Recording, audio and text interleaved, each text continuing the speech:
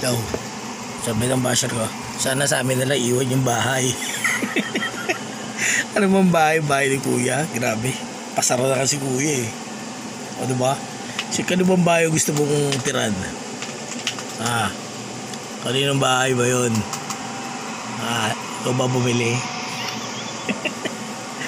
Ano yun? Ano ka yung house taker, gano'n? Bantayan nyo yung mga abandonadong bahay, yung mga may mga multo, batayin nyo tumira sa mga gano'n. O diba? Yan ang tunay. Kanina bang bahay yung gusto nyo tiran?